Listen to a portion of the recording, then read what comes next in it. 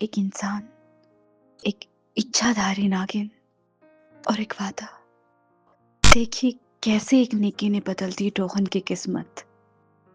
नागिन का कर्ज, संस्कार ही रोहन की असली कमाई थे, जिसका आशीर्वाद लेके वो रोज घर से निकलता था।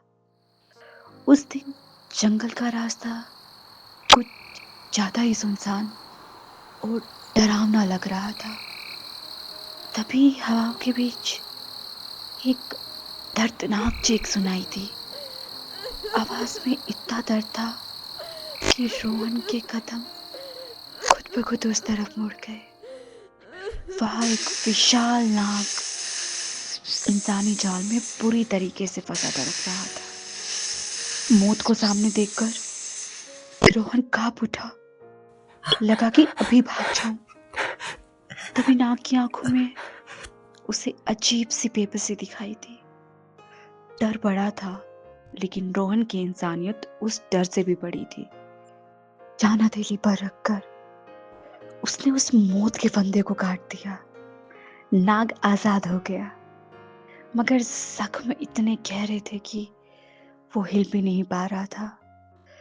रोहन ने एक माँ की तरह उस खतरनाक जीव के जख्म को साफ किया। तभी नाग ने इशारा किया। वो कई दिन से भूखा था, पास में कुछ नहीं था। भोजन के लिए उसे उस खुखार जंगल में जाना था। रोहन ने हार नहीं मानी। वो उस ऊंचे पेड़ पर चढ़ गया जहां मौत मंडरा रही थी। खतरा हर तरफ था, पर उसका मकसद साफ था। वो खाली हाथ नहीं लौटा। कुदरत ने भी उसकी हिम्मत का साथ दिया। लीजिए, अब आपकी जान बच जाएगी। भूख मिटते ही उस जीव में जैसे एक अद्भुत शक्ति जाग उठी और फिर रोहन की आंखों के सामने एक चमत्कार हुआ। वो कोई साधारण सांप नहीं, इच्छाधारी नागिन थी। रोहन को अपनी आंखों पे यकीन नहीं हुआ। क्या ये सपना है?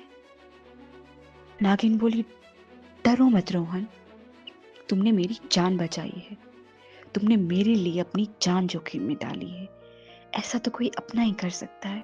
आज अगर तुम नहीं होते तो मेरा वंश खत्म हो जाता।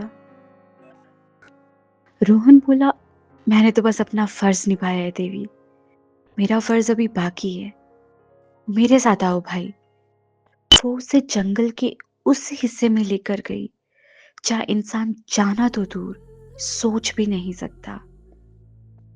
नागलोक का वो गुप्त रास्ता आज एक इंसान के लिए खुला था।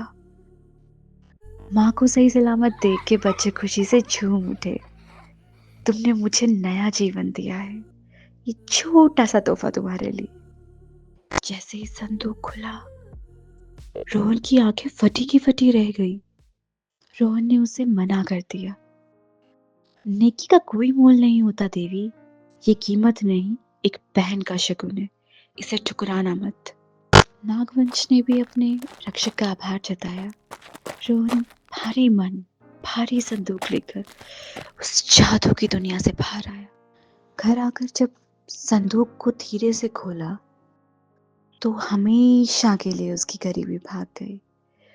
उस धन का इस्तेमाल रोहन ने अपने लिए नहीं, पूरे गांव की भलाई के लिए किया। उसकी नेकी ने हजारों लोगों की तकदीर बदल दी और दूर कहीं से एक दोस्त आज भी उसकी रक्षा कर रहा था।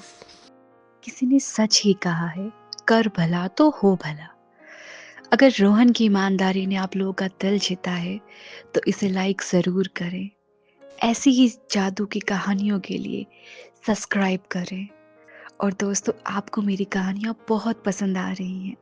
मैं ऐसी बहुत सारी कहानियाँ आपके सामने लेके आऊँगी और आप मुझे इतना प्यार दे रहे हैं, उसके लिए दिल से आपको बहुत बहुत धन्यवाद। बस आपसे विनती करती हूँ कि आप इसी तरीके से मेरी कहानियों को प्यार देंगे। जय हिंद, जय भारत।